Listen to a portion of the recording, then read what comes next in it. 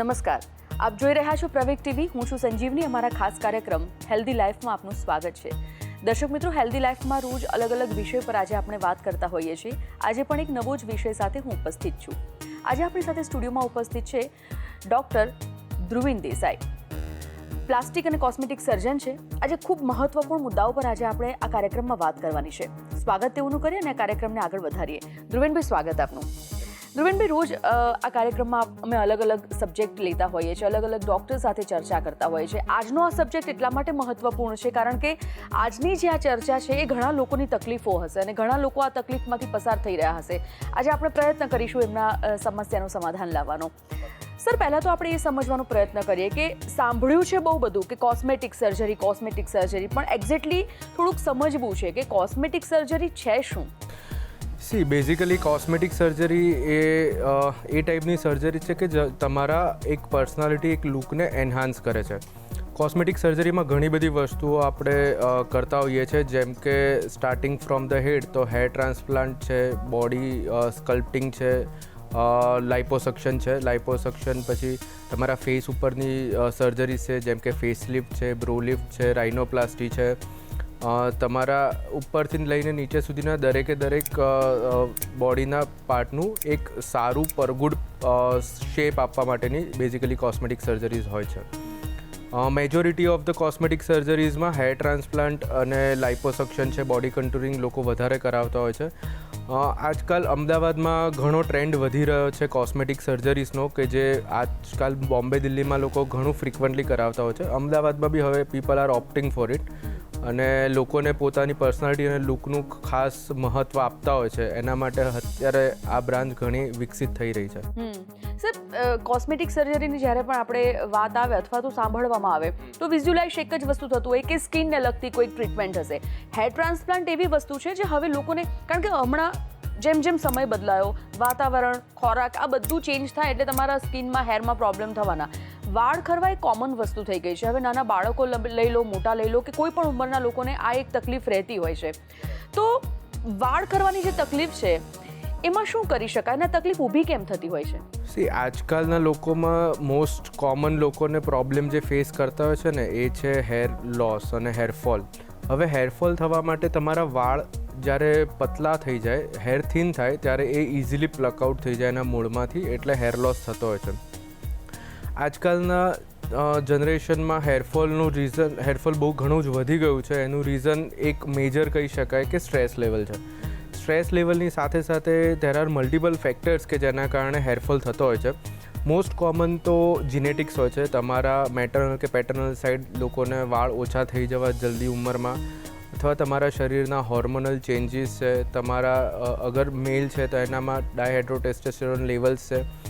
એ સિવાય જે તમારી આજકાલની રહેણીકરણી છે, સ્ટ્રેસ છે, એન્વાયરમેન્ટ છે, ફૂડ હેબિટ્સ છે, જંક ફૂડ છે, રાત્રે મોડે સુધી જાગવું, સવારે વહેલા નહીં ઉઠવું, અથવા તો તમારા જે બોડીમાં આપણે મિનરલ્સ લઈએ છીએ એ આજકાલ ઘણા બધા ઓછા થઈ ગયા છે. એના કારણે બી હેરફોલ ને હેર થિનિંગ ઘણું થતું હોય છે. પ્લસ બહુ મેજર એક પાર્ટ છે, દેટ ઇઝ વોટર. અમદાવાદની વાત કરીએ તો અમદાવાદનું પાણી ઘણું ક્ષારવાળું હોય છે, અથવા તો ઘણી એની TDS વધારે હોય છે. બેઝિકલી આ ક્ષારવાળા પાણીથી હેરની શાફ્ટ ઘણી ડેમેજ થાય છે અને એના કારણે હેરફોલ વધતો જાય છે.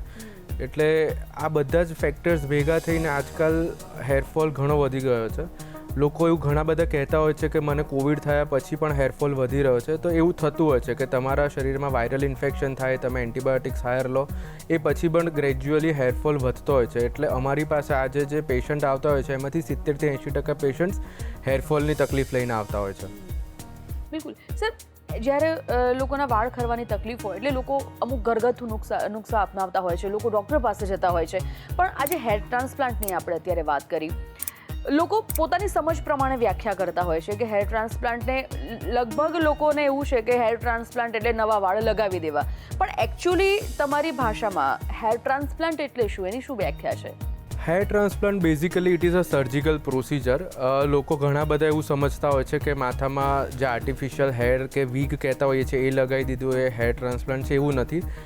બેઝિકલી એક સર્જિકલ પ્રોસિજર છે કે જે લોકલ એનેસ્થેશિયામાં થતી હોય છે. તમારા પાર્ટમાં જે સ્કાલ્પનો પાર્ટ છે એટલા પાર્ટમાં જ ખાલી લોકલ એનેસ્થેશિયા આપી અને જે પાછળનો એરિયા છે એ એરિયામાંથી દેટ ઇઝ ડોનર એરિયા, એ એરિયામાંથી અમે હેર ફોલિકલ એક હેર ફોલિકલ પ્લકઆઉટ કરીએ અને એને ફ્રન્ટ રિજિયનમાં કે જે એસ્થેટિકલી ઇમ્પોર્ટન્ટ એરિયા છે ફેસનો એમાં ઇમ્પ્લાન્ટ કરતા હોઈએ છીએ. તો basically it is a 10 to 12 hours procedure અને એમાં આખી પ્રોસિજર લોકલ એનેસ્થેશિયામાં થતી હોય છે એટલે પેશન્ટ જાગતું જ હોય અને લોકોને મિથ્સ હોય છે કે hair transplant is very painful, પણ એવું કશું જ નથી હોતું. આજકાલની જે નવી ટેકનિક્સ છે એ પ્રમાણે અત્યારે ઇટ ઇઝ ટોટલી પેનલેસ. હા, એટલે મારે તમને એ પણ પૂછવું જ હતું કે માન્યતા ગેરમાન્યતાઓ તો ઘણી છે, ખેર એના વિશે આપણે વાત કરીએ છીએ, પણ જ્યારે કોઈ વ્યક્તિને વાળની સમસ્યા છે, વાળ ખરી ગયા છે અથવા તો અમુક એરિયામાં વાળ નથી રહ્યા અને તમે જે કહો છો કે એ ઓપ્શન આપણે અપનાવી શકાય, તો કયા સંજોગમાં આપણે હેર ટ્રાન્સપ્લાન્ટની જરૂરિયાત પડે?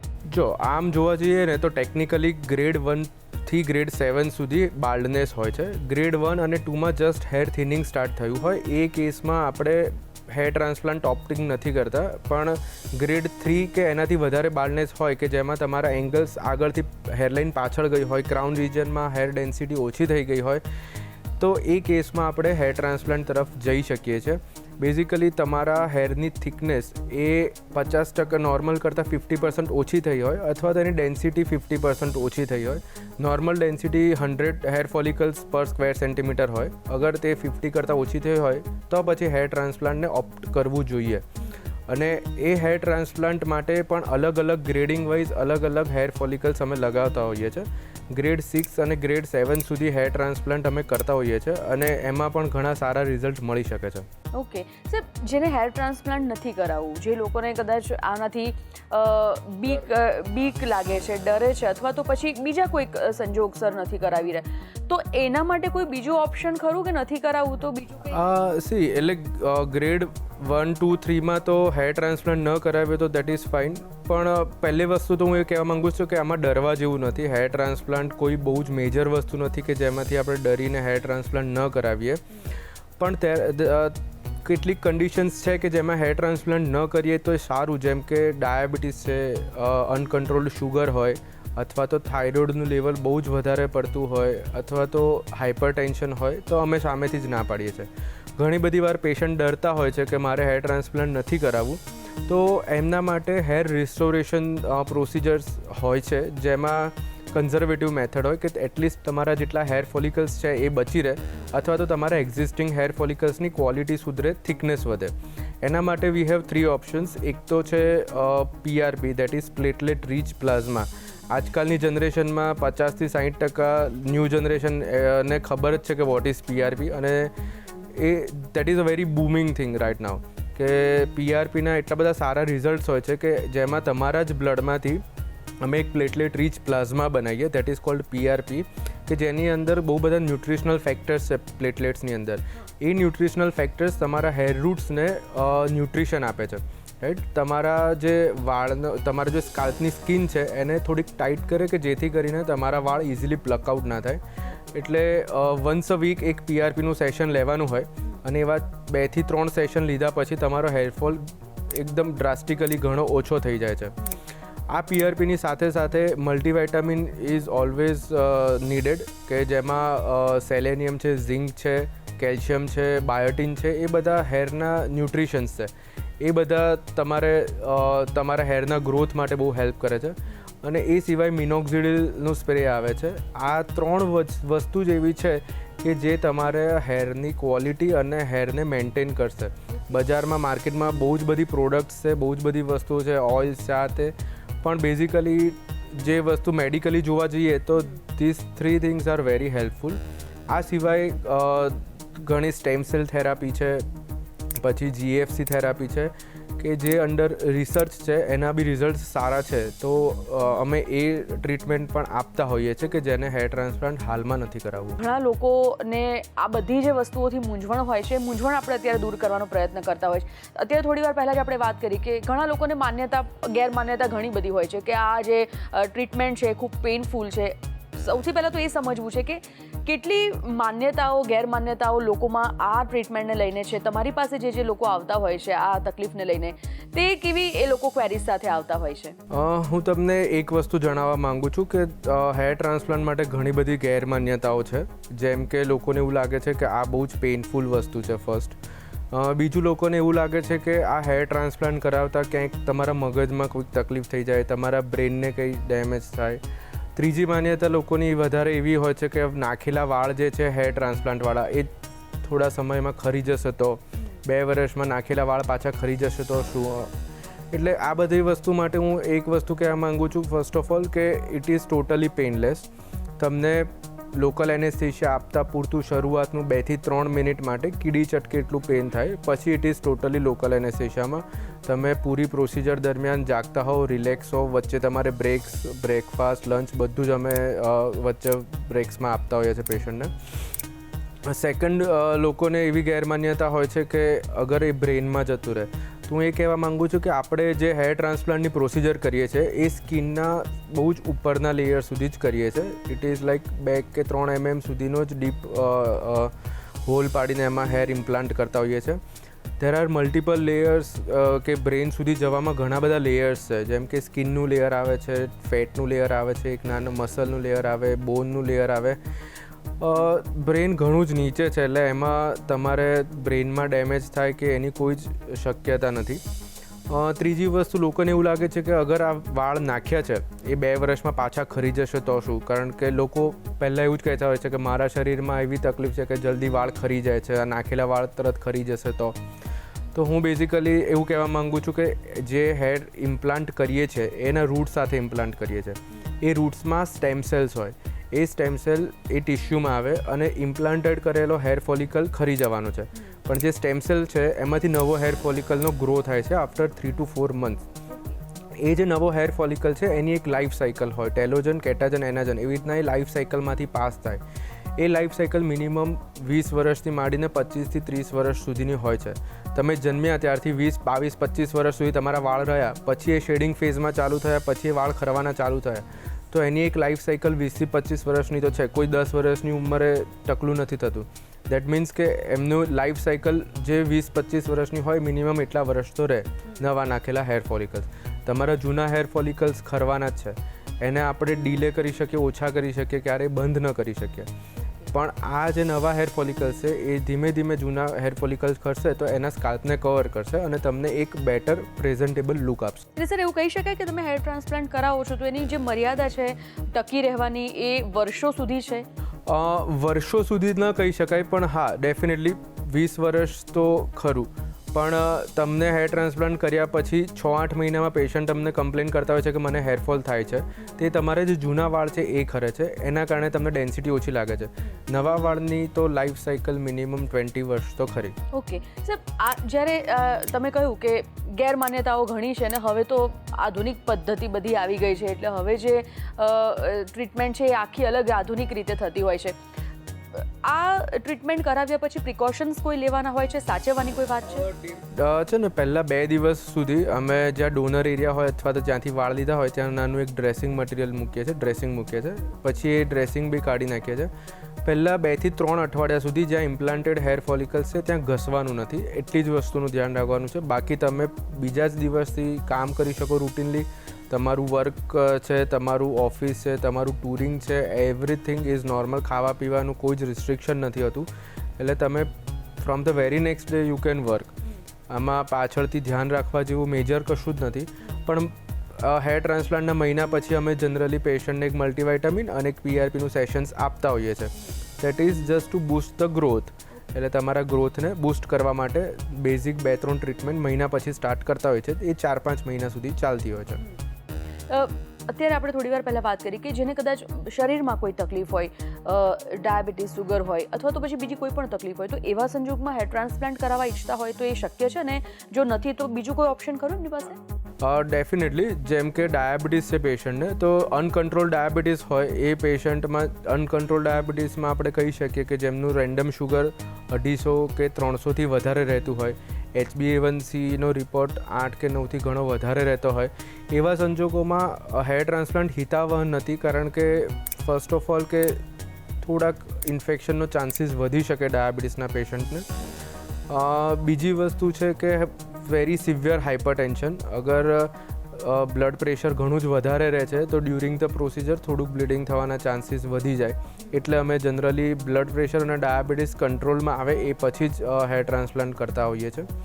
ત્રીજી વસ્તુ છે થાઇરોઇડ. અગર પેશન્ટ થાઇરોઇડની નોર્મલ મેડિસિન્સ લઈ રહ્યું છે અને એનો થાઇરોઇડનો રિપોર્ટ નોર્મલ રહ્યો છે તો કોઈ વાંધો નથી, પણ ઘણો જ વધારે ફ્લક્ચ્યુએશન થાઇરોઇડ રહેતું હોય તો અમે લોકો હેર ટ્રાન્સપ્લાન્ટ અવોઇડ કરતા હોઈએ છીએ. અને અગર આપણે હેર ટ્રાન્સપ્લાન્ટ નથી કરતા એ સમયે તો આપણી પાસે PRPનો ઓપ્શન્સ છે કે જ્યાં સુધી હેર ટ્રાન્સપ્લાન્ટ માટે કેન્ડિડેટ રેડી ના થાય ત્યાં સુધી આપણે PRP ટ્રીટમેન્ટથી એટલીસ્ટ એમના હેરની ક્વોલિટીને વધારે સારા કરી શકીએ. આ વન ટાઈમ ટ્રીટમેન્ટ છે સર કે એના સેશન હોય છે? One time treatment definitely yes, grade 5 સુધી. પણ ગ્રેડ 6 અને ગ્રેડ 7માં જ્યારે બાલ્ડનેસ ઘણી જ વધારે હોય ત્યારે સિંગલ સેશનમાં આપણે આખું સ્કાલ્પ કવર ન કરી શકીએ અને ન કરવું જોઈએ. There is some safety margin કે તમે 5,000થી લઈને 5,500 જેટલા hair follicle at a time નીકાળી અને ઇમ્પ્લાન્ટ કરી શકો. અગર એનાથી વધારે હેર ફોલિકલ આપણે ડોનર એરિયામાંથી નીકાળીએ છીએ તો ડોનર એરિયામાં પણ એક પેચ પડે છે જે વિઝિબલ થાય છે. એટલે 5,500 જેટલા 5,500 જેટલા ફોલિકલ યુનિટ્સ આપણે નીકાળી શકીએ. ગ્રેડ 6 અને ગ્રેડ 7માં ફર્સ્ટ સેશનમાં અમે 5,500 જેટલા હેર ફોલિકલ જે નીકાળીએ તે ફ્રન્ટ રિજન અને એસ્થેટિકલી ઇમ્પોર્ટન્ટ એરિયા છે એમાં નાખીએ છીએ, અને જે ક્રાઉન રિજન છે એ અમે સેકન્ડ સેશનમાં કરતા હોઈએ છીએ, જે 1 થી 1.5 વર્ષ પછી કરતા હોઈએ. જ્યાં વધારે બાલ્ડનેસ છે જ્યાં આગળ ગ્રેડ 4 અથવા તો ગ્રેડ 5 સુધી છે ત્યાં આગળ સિંગલ સેશનમાં અમે આખો ભાગ કવર કરી શકતા હોઈએ છીએ. ઘણીવાર એવું પણ બનતું હોય છે કે હવે વાળ ખરવાની અને હેરની તકલીફ બધાને જ હોતી હોય છે. જનરલી આપણે જોયું છે જેન્ટ્સમાં હેર ટ્રાન્સપ્લાન્ટ લોકો વધારે કરાવતા હોય છે, પણ શું સ્ત્રીઓમાં કેસમાં પણ વાળ ખરવાની અથવા ઓછા વાળની તકલીફ હોય તો એવા કેસીસ તમારી પાસે આવતા હોય છે ખરા? Definitely good question. બેઝિકલી સ્ત્રીઓમાં પણ ઘણા બધા રીઝન્સ છે કે જેના કારણે વાળ ખરતા હોય છે અને ઘણા બધા પેચીસ પડી જતા હોય છે, જેમ કે ઘણીવાર હોર્મોનલ ઇમ્બેલેન્સના લીધે થતું હોય છે અથવા તો કિમોથેરાપી રેડિયોથેરાપીના કારણે હેરફોલ થઈને પેચીસ થઈ જતા હોય છે. તો ડેફિનેટલી અમે લોકો ફિમેલમાં પણ હેર ટ્રાન્સપ્લાન્ટ થાય છે અને ફિમેલના બી હેર ટ્રાન્સપ્લાન્ટ કરીએ છીએ. અને ફિમેલમાં બેઝિકલી મેથડ ઓલમોસ્ટ સેમ હોય છે. જ્યારે મેલ હોય એમાં અમે એમનું હેડ ટ્રીમ કરીને કરીએ છીએ, જ્યારે ફિમેલમાં એવું ન કરી શકીએ. એટલે ફિમેલમાં we do live hair transplant, એટલે તમારા જ વાળ એમને એમ જ રાખી અને વચ્ચે હેર ફોલિકલ્સ ઇમ્પ્લાન્ટ કરીએ છીએ કે જેથી કરીને એમને બાલ્ડ લુક ના આવે અથવા તો કશું જ ખરાબ ના લાગે. એટલે ફિમેલ હેર ટ્રાન્સપ્લાન્ટમાં હેર ટ્રાન્સપ્લાન્ટ કરાયા પછી બીજા જ દિવસે ફિમેલને ખબર બી ના પડે કે મારું હેર ટ્રાન્સપ્લાન્ટ થયું છે, એટલો નેચરલ લુક લાગતો હોય છે. ઓકે સર, હવે જ્યારે આ હેર ટ્રાન્સપ્લાન્ટની વાત કરી, હવે ઠેર સેલૂન્સ જોવા મળે છે, ત્યાં કેટલાક પોતાની માસ્ટરી બતાવતા હોય છે, પણ ઘણા લોકો એવા હોય છે જે જ્યારે વાળની કંઈ તકલીફ હોય તો ડૉક્ટર પાસે જવાનું ચૂકી અને આવા કોઈક વ્યક્તિઓની સલાહ સૂચન લઈને ત્યાં પણ હેર ટ્રાન્સપ્લાન્ટ કરાવતા હોય. આવા સંજોગમાં કેટલું જોખમી સાબિત થતું હોય છે?